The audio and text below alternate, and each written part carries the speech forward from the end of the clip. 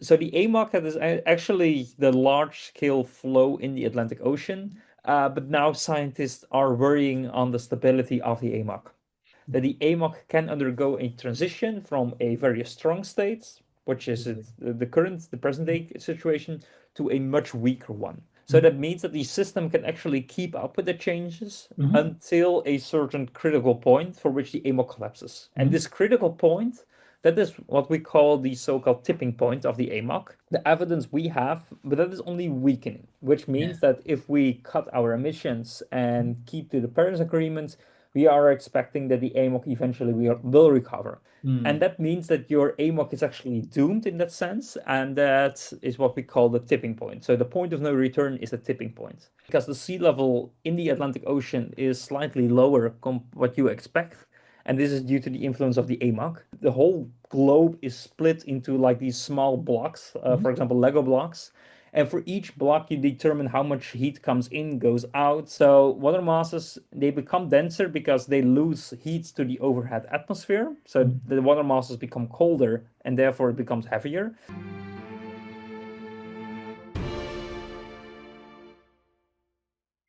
All right. Hello, everyone. Welcome to another episode of Science Talk. I'm your host, Dr. Mohammed Ittifaq. In today's episode, I invited Dr. Rene van Vesten. I hope I pronounced his name correctly, to talk about his work on AMOC and climate change. And when I was looking before this interview, I was looking at his work. Of course, he's a postdoctoral candidate at Utrecht University in Netherlands, which is a great school. They care a lot about, the impacts and the implications of the research their faculty is producing. That's what I heard or read over the last few years. Over the last 2 years, he has published several studies and specifically on kind of understanding, the physical changes in the oceans and climate change and AMOC. His Google Scholar, actually, I looked at his work, describe his work in two words, which is climate physics and physical oceanography. We're going to talk a little bit about that too. Dr. Renan, welcome to Science Talk. Yes, thank you so much for the invitation, Mohammed. Thank you. So, did I introduce you correctly, like your work and Yes, things? yes, I think it's a very nice introduction and then a brief overview of what I've been working on the past couple of years. Awesome. So, yeah, I think that's where we should be starting. What is your research? A little bit talk about that, especially just like the work, the type of work you've been undertaking. Um, so we're mainly focusing on the ocean circulation, how it works, and then we are mainly interested in the physical mechanisms that drive the ocean currents Mhm. around the globe. And then specifically, we look at the Atlantic basin because there is a very large ocean circulation, which is the so-called AMOC, which Mhm. stands for the Atlantic Meridional Overturning Circulation. We Mhm. can dive in that a little bit deeper. And we are analyzing and looking at its stability under future climate change. And how many papers? I looked at you have a 2024 and you have a couple of studies in 2025 with climate and without climate, right? So how many studies in total you have been like have published so far on this area particularly? I mean, not Um, specific number, but like there are several studies, right? yeah, so last year we published three studies Mhm. on this, and this year I have currently five, for which two are now in press. So that is I'm very happy Yeah. to report that, and there are two more in the pipeline which are currently undergoing review. And there are still a lot of interesting aspects that we are still working on. So a lot of more of in the pipeline, and yeah, we've been working on quite a lot of studies. So that's only me as leading author, Mhm. but I've also been involved in many other papers in which I appear as a co-author. At least 10 different studies are out using our data, our climate model simulations to explore and understand how the AMOC and the ocean circulation works. Wow, that's a lot of work because in STEM it's not that easy to publish. It goes rigorous under review for years and it's not easy to, and nothing makes a researcher happier than, having work accepted or, in press or coming out soon. It's one of the best feelings you can have as a researcher. For the audience, we are not being paid, millions of dollars from anyone to do this type of work. We do this type of work because we care, and that's our job to do the work. So just a little note on that. So let's talk about that. Talk about your work specifically on AMOC, and then I'm gonna ask you a little bit why specifically AMOC, this climate model, why not others? But start from there. Like, what does AMOC mean, and explain it a little bit for the audience. Yeah. So the Atlantic Meridional Overturning Circulation, let's first understand what that actually stands for. So Atlantic, the first word that makes sense, Mhm. that is in the Atlantic Basin. Ocean. Mhm. And Meridional, the second word in this acronym, that stands for like velocity in the south-north direction. So there Mhm. is a flow flowing from south to north or from north to south. Can Mhm. be either way. And that flow Um, is heat, right? Heat and Or- salinity, yes. Okay. And Mhm. then we have overturning, which is something which turns around, Mhm. and circulation, that is a repeated process. Process. And so the AMOC, that is actually the large scale flow in the Atlantic Ocean. And on average, so if you take, for example, the mean across the basin, Mhm. you see that in the upper 1,000 meter, you see the flows are flowing northward all the way from the southern tip of the Atlantic Ocean towards Greenland. Mhm. And near Greenland, the water masses become relatively heavy, so therefore it Mhm. sinks to the deep sea, and then it returns southward again as a cold, deep undercurrent. And how I Mhm. usually visualize that as a big conveyor belt going around in the Atlantic Ocean. And this is a process that was quite stable in the past couple of thousands of years, but now scientists are worrying on the stability of the AMOC. So that's great explanation. Thank you for explaining that. So you said in one of your interviews that we have not been studying for a long time. It's a recent thing, scientists started doing that. And why is that? Like nobody actually paid attention to that problem, or how did that like? Yeah, yeah, that's a great question. Well, not entirely. Mhm. I'm still relatively young. I'm 32 years old. But this has been already studied and recognized back in 1961 by Henry Stubble. So Mhm. he had a very simple model, so a very idealized model of the AMOC.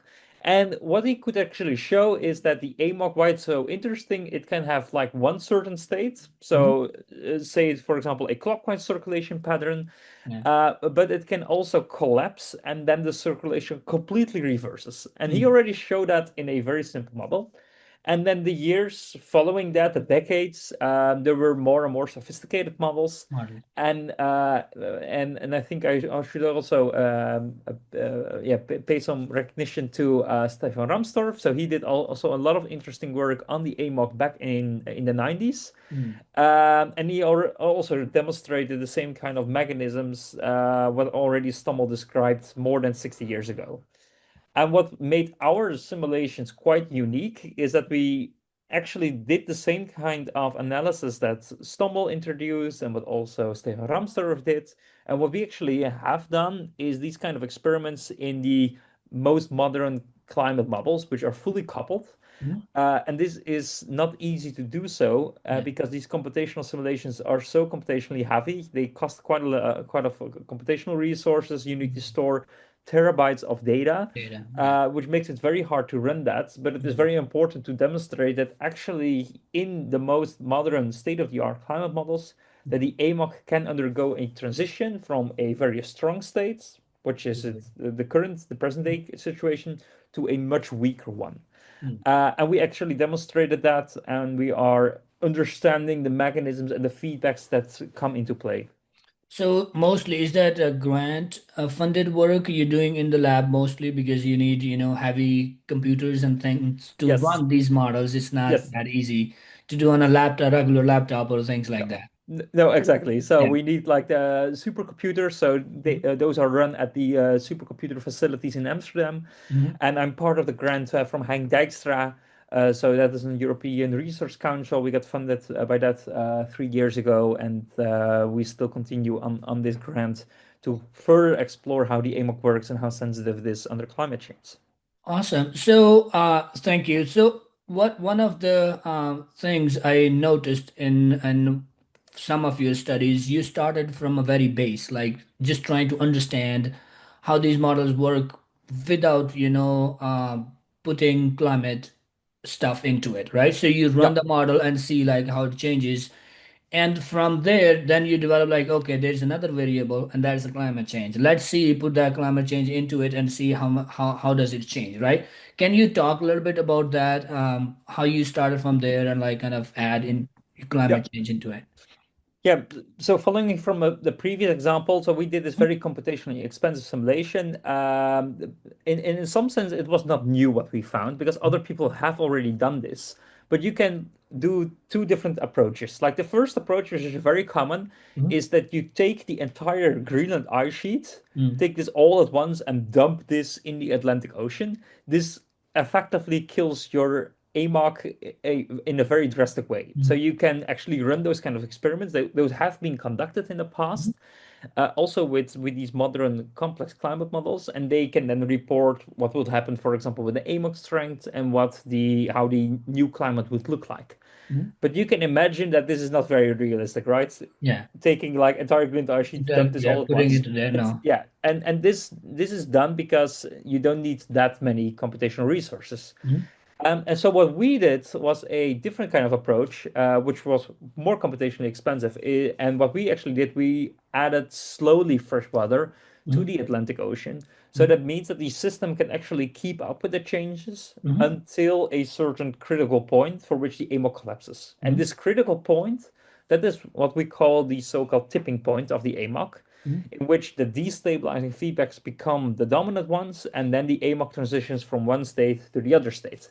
And we didn't want to include any effects of climate change because climate change also adds a lot of changes on the atmosphere, but Yeah. also on the ocean surface with Mhm. sea ice. And they can, for example, mask or also cause different kind of effects which Mhm. influence the AMOC stability. Yeah. So therefore, we had a very idealized model experiment in which we could really control the AMOC sensitivity and understand what the core mechanisms and dynamics are. Mhm. So we did tons of analysis on this simulation, and we now have a better understanding how the AMOC works, when it destabilizes, and what the mechanisms are going from one state to the other state. So this is the pure effect. So like our baseline reference, Mhm. and from that on, we can then, for example, add CO2 or Yeah. methane, and the climate starts to change, to start to heat up, and this also influences your AMOC. And what is Absolutely. very hard with those climate change simulations is that things are varying all at once. Temperature Yes. are rising in the northern hemisphere, southern hemisphere, weather pattern shifts, Yeah. and therefore it is very hard to see like, okay, what is this now something that AMOC is causing, or is this due to climate change? And it Mm. actually helps us to help to understand and interpreting the climate change results because we know what the reference does, and then we Yeah. can actually see like, oh, climate change is doing something similar, but this is really only climate change, and this is pure AMOC. Yeah, so it's I think it's very interesting. There are so many variables, there are so many data points, and you cannot pinpoint this is what is causing this. And that is where a lot of time climate deniers come into play and say, like, you see, these scientists are working on it. They themselves don't know if this is causing or not. And you know, the since yesterday, day before yesterday, Bill Gates thing is circulating everywhere on social media, making headlines everywhere. And now it's like, oh, he believes it's not happening. We will be fine. It's not gonna, collapse. You use couple of terms, and I want you to explain those terms for the lay audience. You said that like the collapse, weakening, tipping, right?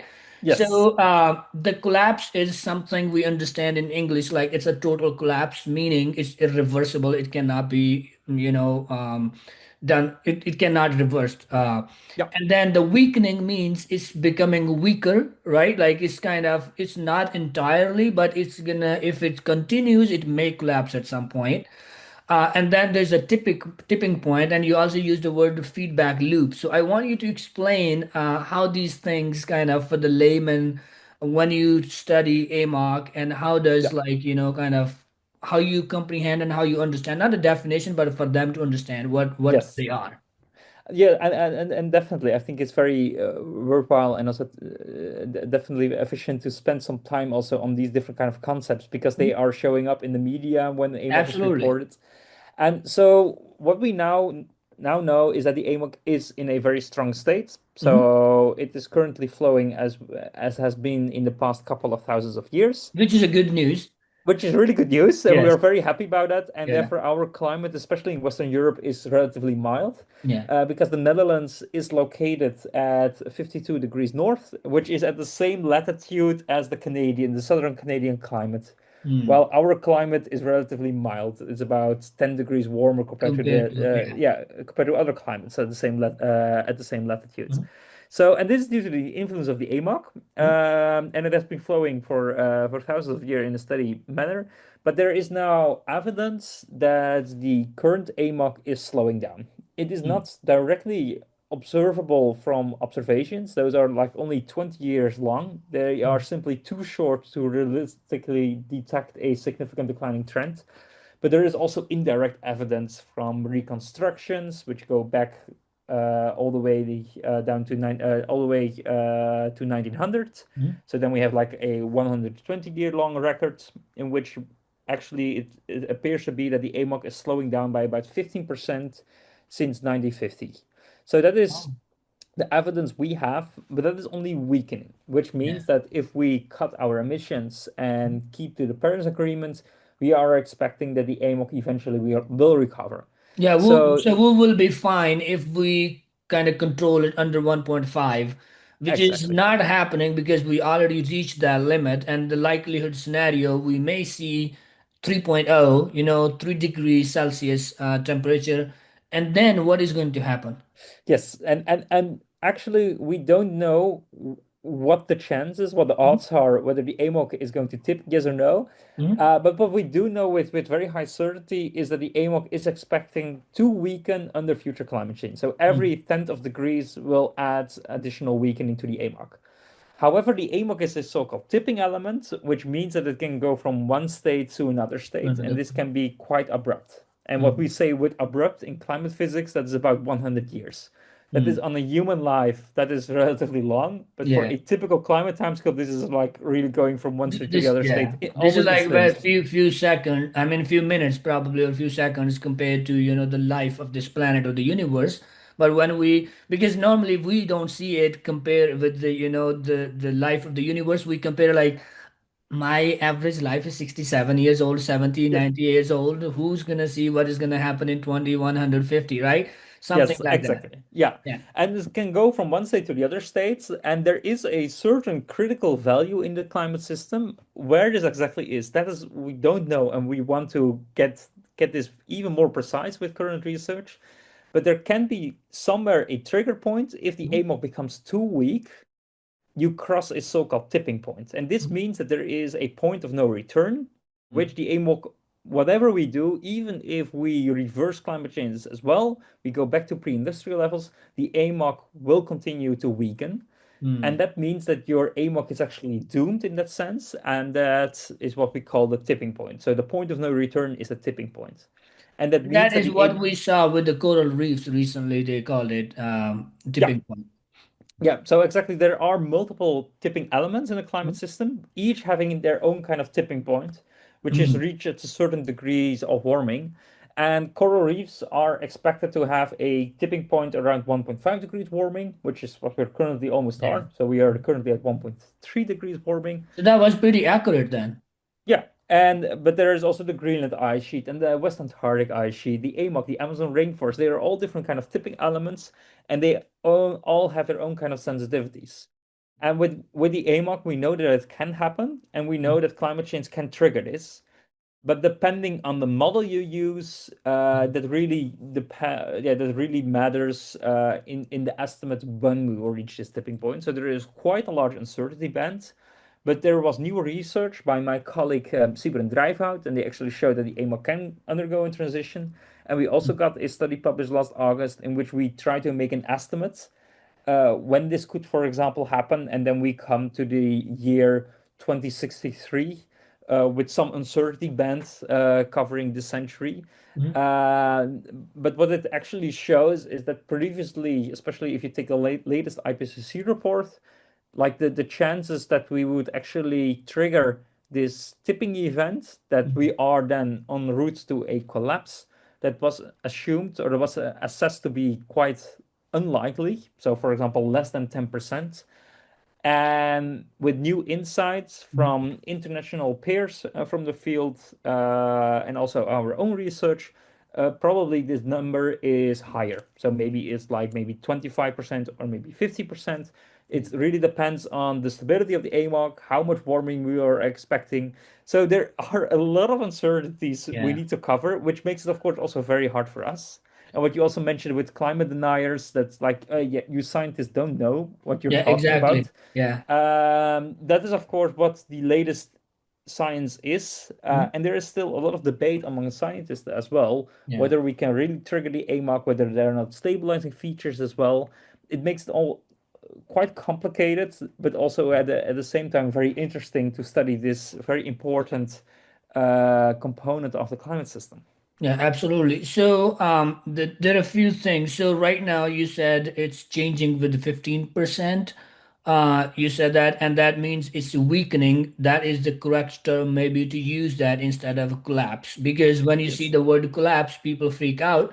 And if you use like maybe weakening, there is like maybe more conservative estimate of that. And but that's the correct terminology we should be using, right? Yes, and also based on my own kind of expert and knowledge, I don't think that the current AMOC has already crossed its tipping point. Okay, it has Uh, not. Okay. no, that's my own personal judgments for seeing from different kind of indicators, also its strength. So I still believe that we are not like already doomed in that sense. Yeah.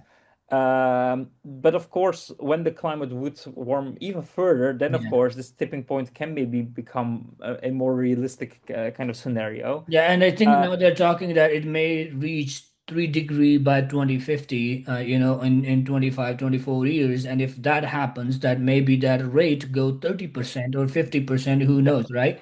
Yes, exactly. And there are some kind of thresholds that people sometimes use. Some Mhm. people say like that the threshold for tipping is at 40% weakening or sometimes at 50% Mm. weakening. So there are different kind of estimates, Mhm. but now I would suggest that there is strong evidence that the AMOC is currently weakening with about 15% since 1950. And this is, of course, already quite alarming Yeah, because because it it's a means, very short period of time when you look at their lives, right? yeah, exactly. Yeah. And I think that is the most concerning part because if you are going to board a plane and you say 50%, 15% chance that the engine might fail, right? And you was like, oh no, no, no, no, no, I'm not gonna board into that plane, right? But here we are talking about 15% weakening and not the rate, but also the implications of that could be devastating. So that's what I want you to talk a little bit about that. What will happen if it tip? In next, if we get just hypothetically, we assume. I hope it will not happen, but all the modeling are showing that we're gonna, warm the planet 3 degree more. So if that happens, and if it tip or weaken 40%, like we reach that, then what will happen? Yes, so it really depends on which region you're looking at, and Mhm. usually we explore what's going on in Europe because Europe is one of the regions that shows very large impacts and changes under a collapsing AMOC. And what we know is It's we because we of the can location. yes, and Yeah. we receive what I already mentioned before is we receive a lot of heat from the AMOC, and actually if the AMOC really shuts down, you see dramatic cooling over Europe. Mm, So depending on the region, you see sometimes 5 to 10 degrees cooling in the annual mean temperatures. Winter temperatures drop even more, and mm, there is also an increase in in the magnitude of the cold extremes. So the cold extremes become much colder compared to the average. mm. And meanwhile, also summer temperatures can also rise. So Yeah. you're getting the seasonality over or across Europe that becomes more pronounced under that scenario, Mm. because our continent is getting warmed by the AMOC, Yes. and this actually shuts down. So our climate becomes more like the Canadian climate. Mm. So we are equilibrating to the same kind of climate along this latitude because we are pretty far north. Um, So that is something we will see. We also see an increase in the storm track activity, and Mm. storms become more intense because there is also a stronger temperature contrast between South and Northern Europe. So this can, for example, amplify the jet, and this also amplifies the storm tracks across Europe. And the AMOC also transports a lot of moisture towards Europe. So what we see is that on average, Europe would receive about 20 to 30% less precipitation. And this can be especially in the case for the summer months. Our climate becomes drier, Mhm. and this could, for example, also influence the regional climate here over Europe. And last but not least, the AMOC is also shaping the regional sea level Mm. because the sea level in the Atlantic Ocean is slightly lower what you expect, and this is due to the influence of the AMOC. But Mm. if the AMOC shuts down, you also get a redistribution of sea level, and this can add about 50 centimeters of additional sea level rise, so about 2 feet of sea level on top of current projections. And that So that is bad for Netherlands, more specifically. yes, Yeah. as a low-lying region, Yeah. mostly below sea level, you can imagine that this is kind of problem. But also, if you look, for example, at the North American Mhm. coastline, you Yeah. also see an increase in your sea level. Mhm. The cooling there is less pronounced, and there is still you would still see some warming over time. But the main problem, what is very intriguing, it's really like what the impacts are that really depend on the total amount of warming and Mhm. also on the timing when AMOC collapses. Because these cooling effects that I, for example, mentioned, or this drying response, or this increase in sea level, Mhm. that really is tied to how fast the AMOC changes. So if the AMOC changes are very slow, then also those changes are very slow. Slow. Yeah. Makes So sense. it really depends on the AMOC trajectory, Mm. and this is very hard to quantify that because Ah. that is something also again very model dependent. And if you then take one model like the model we use, Mhm. then you get this answer. But there are now also different kind of models, and you can do the same kind of analysis, and you get a complete different kind of answer. Oh, so that wow. So that is why is that? Like why these different models show different results, and that could mean very different things because maybe your model suggesting 15% weakening, and if I'm doing using a different model, it shows like oh it's only 3% weakening. Yeah. So how the so is it a real-time data collection going on with these, and then you analyze that data? How does that work? Yeah, so you run those models, Mhm. and it's good to know these climate models, they are not like randomized things. Yeah, They are actually run on real physics. So we yeah. have the law of thermodynamics, and actually what it actually does, you like the whole globe is split into like these small blocks, Mhm. for example, Lego blocks.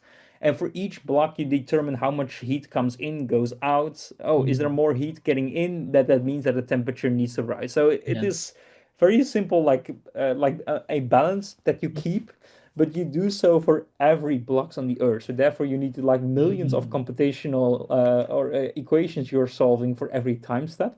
So there are blocks for the atmosphere, for the ocean, for sea ice, for land ice, for the land components, and they are all interacting with each other.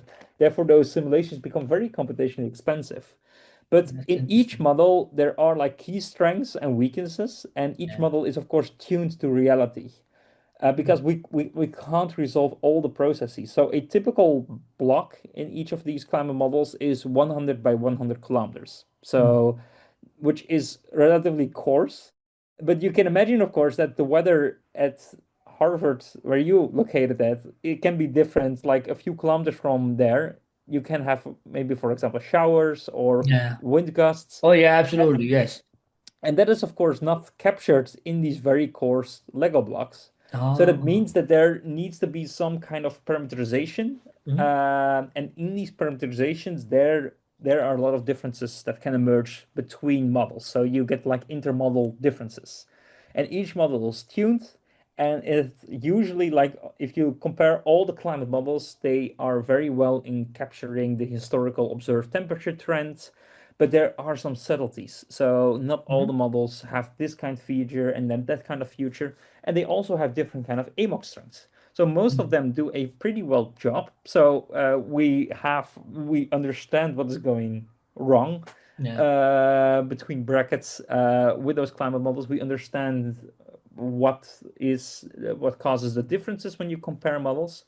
But what is a very persistent climate model bias in almost all of them is that their AMOC in the whole tuning process of getting a correct AMOC strength, they actually lose their sensitivity. Mm. And that is actually a very persistent bias that is still appearing, and we need to get rid of this bias, but it's very difficult to do so because if you tune, for example, your AMOC strength differently, Mhm. you can have like a complete different Indian monsoon. Mm. So you want to look at different kind of aspects. Everything is Yeah. communicated with each other. So therefore, it is very hard to get like a perfect climate state, which Mhm. which is not able with climate models. So we're approximating the climate system like on a global average. It is actually doing a pretty well job, but there can be some local and regional features which can be pretty far off. And these are climate model bias. We are very transparent on those, so Transparent you can about that. actually Yeah. read that. We are Mm. communicating with that. We don't say like this is the perfect model, this is going to Absolutely. happen, and therefore it adds uncertainty. Mhm. And each model therefore has their own kind of uncertainty and biases, and this causes like this whole spread of different kind of scenarios that can happen. And what we usually do as scientists to get an unbiased Results view or of that is that we yeah. take all climate model simulations Mhm. and just take the statistics out of that, and those values we report, of course, in our paper and with community, with the public and with the media. Yeah.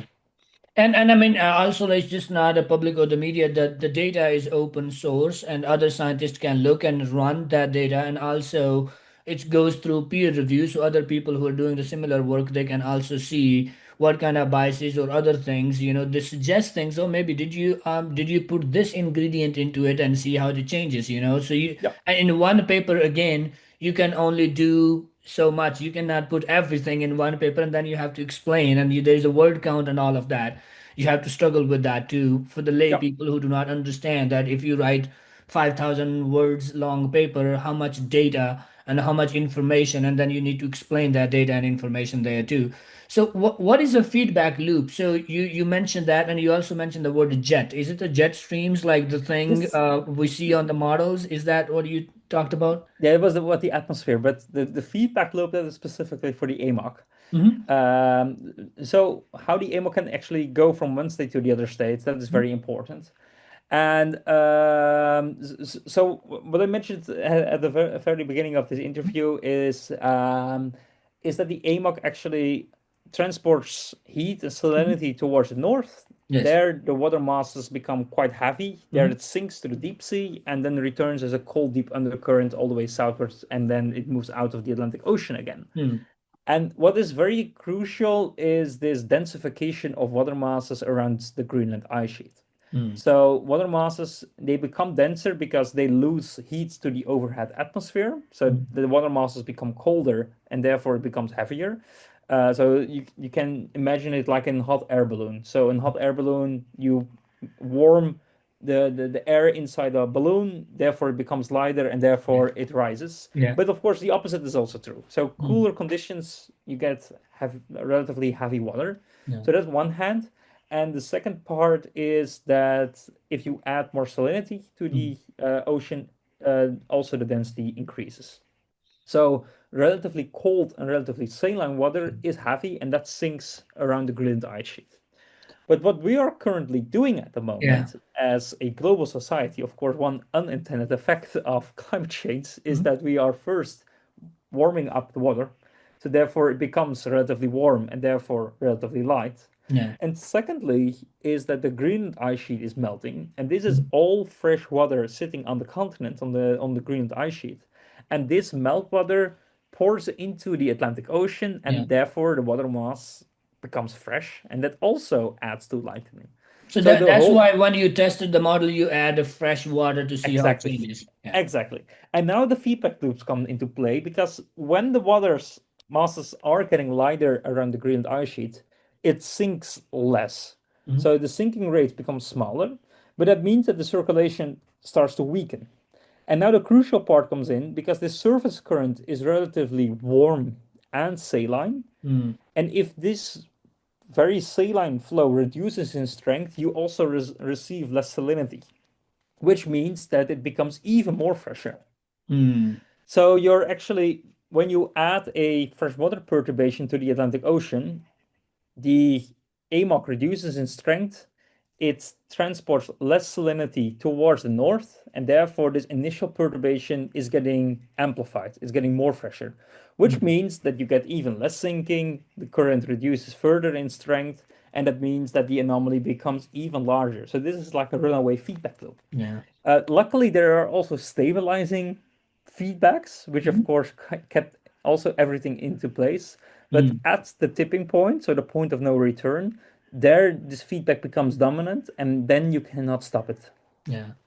And so this AMOC changes or weakening has nothing to do with it's not gonna cause any coral reef or anything like that. It only like kind of mostly heat, or it has also impact on coral reefs as well. Yeah, that's a very interesting question because the AMOC is a really a ocean circulation that Mhm. really shapes not only the European climate, but it actually shapes the global climate.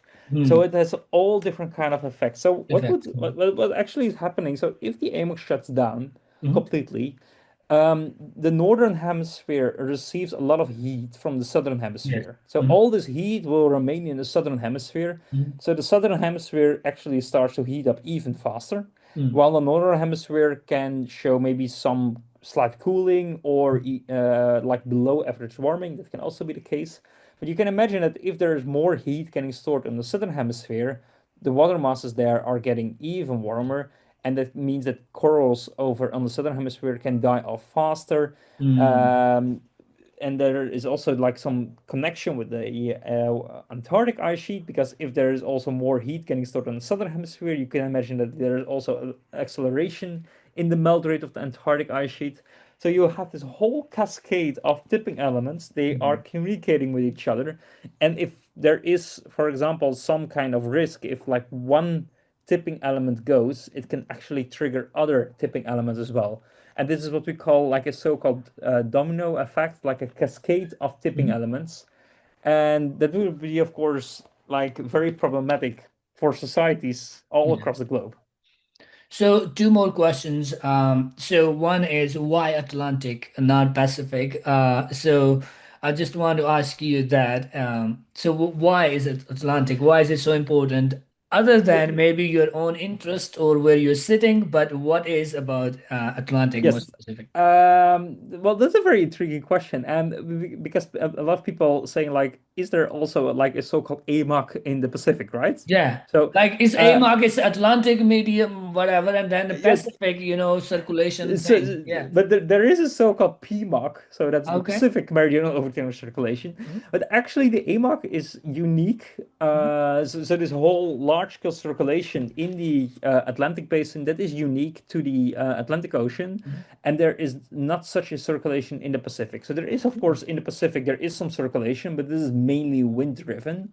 While in the Mhm. Atlantic Ocean, it is density driven. So that is like a crucial difference between Difference. them. And why this is the case is due to the asymmetry of the continents. Mhm. So that is one aspect.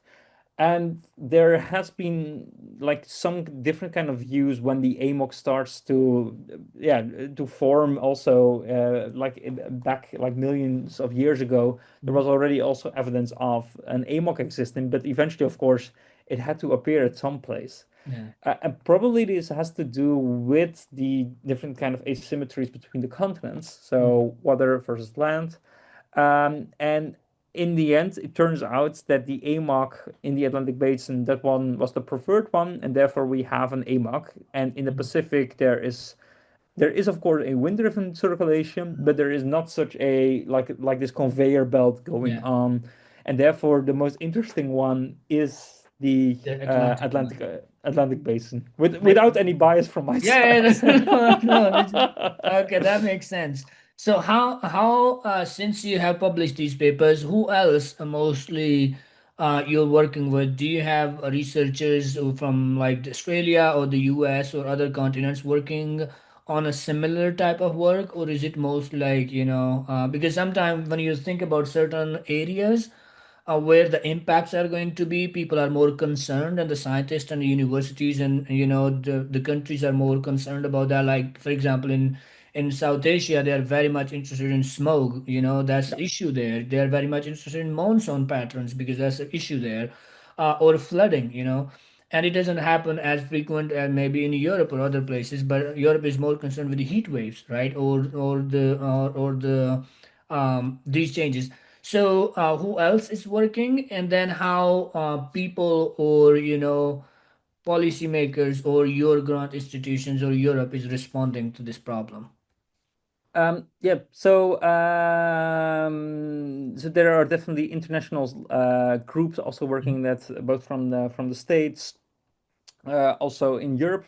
Mhm. There's a lot of research going on, and of course, yeah, I agree. There is of course some slight bias now in Europe, because Europe is one of the regions that is most affected under an And AMOC which makes collapse. sense. It's not a bias. Yeah, It makes sense because you are going to be affected. Your community, your society is going to be affected. So yeah. why not research that problem?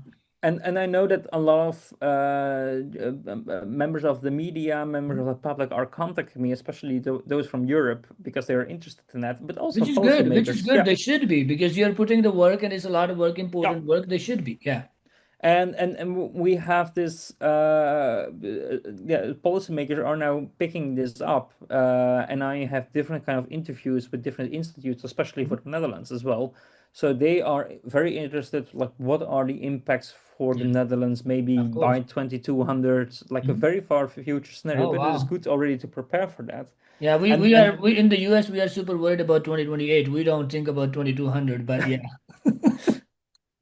And no, but it's very, of course, interesting to go Yeah. that far. And we have developed a very nice AMOC tool. So it's an AMOC visualization tool. So it's completely interactive. You can visit this at amocscenarios.org. Hmm. And Okay, there you can I'll just check that. Hmm. and you can explore, you can go to your own hometown and look, for example, what the temperature would be in the future. So there are different kind of AMOC scenarios. You can just click on the map and then like the temperature shows up, but you can also select different kind of variables such as the summer temperature, winter temperature, what are the cold extremes, warm extremes. So that people can actually use that and to see like, oh, what are the impacts for me on a local level, so that people can actually use those. And this is, of course, highly relevant for policymakers. Hmm. And this also, what the tool also shows is the different kind of scenario pathways we could walk as a global society. Hmm. So there can be a case for which the AMOC doesn't collapse and the Yeah. climate is warming. So then you get like the traditional climate scenario for Mhm. Europe. It is simply getting warmer. We have warmer summers, Yeah. drier summers, while our winters become very mild Mhm. and very rainy. But if the AMOC shuts down, then you get a complete different kind of scenario, and therefore you can actually explore those and see the differences, which are very intriguing. And I Yeah. think especially policymakers want to know what the chances are and what the risks are. And Yeah. that is, of course, what we actually show in our studies is that the risks are very substantial, but the probability of Yeah. happening, that is, of course, we are now trying to reduce that. Yeah. We think it is at least higher compared to the previous IPCC assessment. Mhm. And that is, of course, already quite worrying because that Yeah. doesn't mean that it is a low estimate anymore, Absolutely. like a so-called black swan event. So that Mhm. there is like only a one every million chances, and probably it is much higher, and therefore we need No, to prepare for absolutely. that. Yeah, and absolutely. I think they should have taken more seriously because even if it's a 5% chance, 10% chance, I mean, that's how the insurance companies work, I'll always Yeah. say that, like, or if it's like you're gonna fall from the roof, like, there's a 10% chance you won't go on your roof top to do anything. So, I mean, If like, there is if you don't go to the rooftop if there's like a 10% chance, right? If you're falling exactly, off, I think, yeah, absolutely. You nobody don't. will do So that. like, yeah, it's absurd to say that, oh, there's a this much chance, but there is a chance, right? So if there is a chance, you have to act accordingly. So yeah, thank you so much for your time. And before you go, I'm gonna ask you one more question, and that is, what what is something as a society we need to talk more, which we are not talking, and we should be spending more time on that related to climate change or AMOC or your work. Yeah. s- So what I'm actually quite worried about is that there is this attention of climate change that is going down quite tremendously among the international. Yeah, if you look at the international policymakers, they're not spending that much attention anymore to climate change, and of course, which I can understand because there are a lot of things going on across the Yeah. globe. There are different conflicts. Mhm. There is also a lot of with domestic policies. Yeah. Yeah, so I understand that, but climate change is still going on. And Yeah. there is, of course, this huge debate whether the AMOC is going to tip, is it going to weaken, et cetera, et cetera, et cetera. Mhm. And this may confuse policymakers, but also the public. Yeah. And therefore, I Absolutely. think we need to go back to square one on this Mhm. because we know that, and this has already been proven so much already, like from all climate scientists, we know that every tenth of a degree adds more hazardous risk environments for climate change. There are more heat waves, there are more intense droughts, more intense rainfalls. So, like the list goes on, a higher sea levels, Mhm. acceleration in sea level Yeah. rise, a risk of vulnerability. So, this already has been assessed so well, and we know the risk of climate change. And this should already be enough Enough. motivation to Yeah. cut our emissions. And then on top of that, all of the like the Mhm. this list of climate impacts go on and on. And then on top of that, we also have the risk of tipping certain elements, Yeah. such as the Amazon rainforest, Mhm. coral reefs, the Greenland ice sheet, the West Antarctic ice sheet, and the AMOC. Yeah. And like if that would happen, we have a very serious problem as a global society.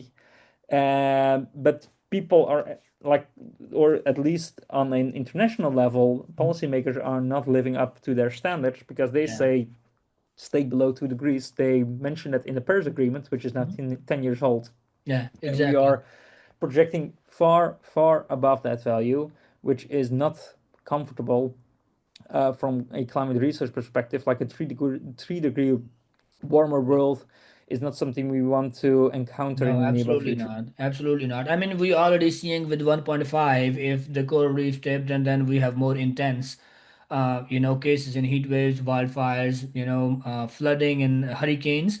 We don't want to get into 3 degrees. So No, hopefully there will be more awakening around that.